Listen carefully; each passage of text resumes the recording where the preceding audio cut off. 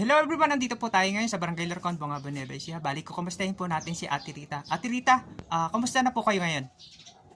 Ito po sir, ganito pa rin yung aking katawan. Hindi pa rin po na-operahan ngayon.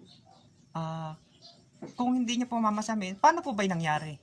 Nangyari po sir simula po nung July po, lumubo, po yung aking tiyan. Nagkaroon po ako ng lobo yung tiyan ko po. Ngayon, alam ko lang po sa aking tiyan ay bloated. Hindi ko po siya agad-agad na patingnan sa doktor.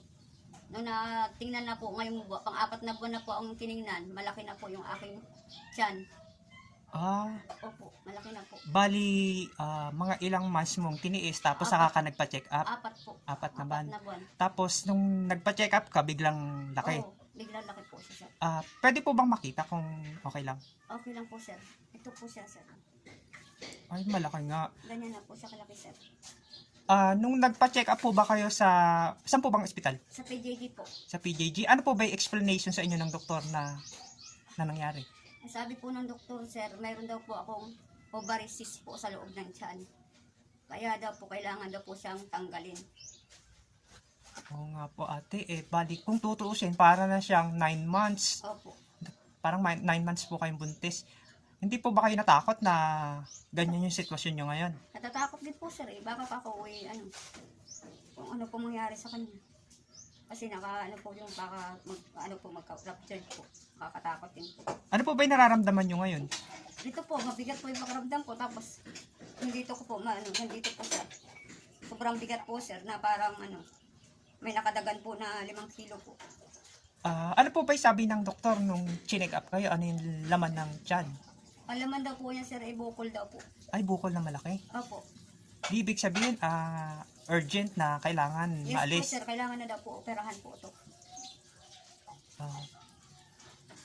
Ate, ano pwede mo sabihin ngayong meron kang ganyang sitwasyon na nangangailangan ka ng tulong pinansyal? Opo. Si ate po ay nangangailangan ng tulong pinansyal para sa kanyang gamutan kasi isa lang po siyang kasambahay. Ngayon meron siyang sakit, hindi po siya makapagtrabaho, kaya yung kanyang asawa po ang naghahanap buhay. Kaya lang, ang trabaho lang din daw po ng kanyang asawa ay bali utility sa puguan. Opo, sir. Hindi naman daw po sapat yung kinikita. Opo, sir. Pwede po bang makita yung mga naging reseta ng doktor sa inyo? Opo, sir.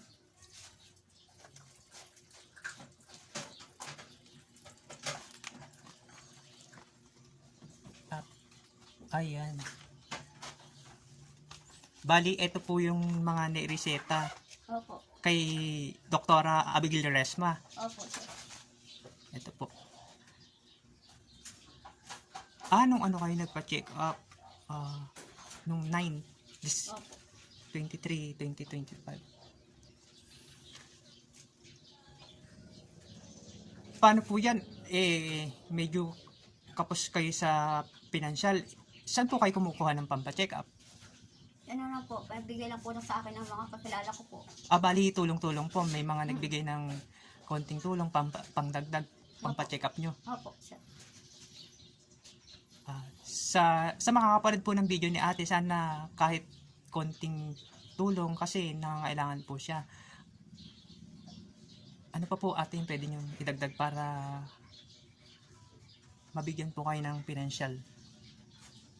Sana po sa mga nakapanood ng video ko, kahit kunting tulong lang po. Parang po ako pambili ko lang po ng pagkain, tsaka gamot. Tsaka po, kailangan din po akong operahan, kaya po yung mga taong may mga mababait dyan.